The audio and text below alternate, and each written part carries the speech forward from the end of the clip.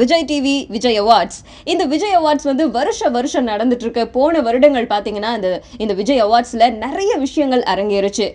சிவகார்த்திகேயனோட அழுகை, அதுக்கப்புறம் நம்ம விஜய் சேதுபதி, நயன்தாராவுடைய காமெடி, ஷாருக் கானுடைய வருகைன்னு ஏகப்பட்ட களை கட்டுற விஷயங்கள் இருந்துச்சு. ஆனா அது எல்லாமே இந்த வருஷம் விஜய் டிவி அவார்ட்ஸ்ல எல்லாமே ஆப்சென்ட் ஆயிடுச்சு.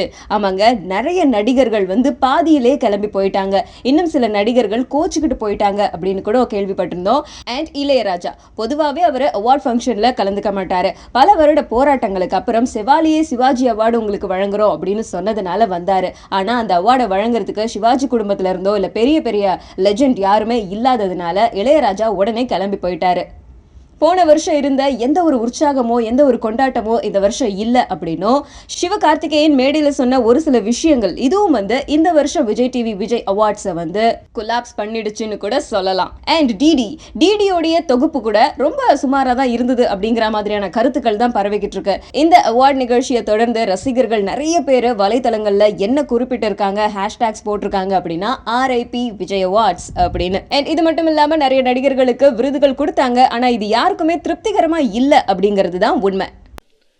நான் வந்து 10 வருஷத்துக்கு முன்னாடி பல ப்ரொடக்ஷன் கம்பெனியில் போய் ஐயா சான்ஸ் தாங்கன்னு சொல்லிட்டு 6 மாதம் தொடர்ந்து பிச்சை கேட்டிருக்கேன்.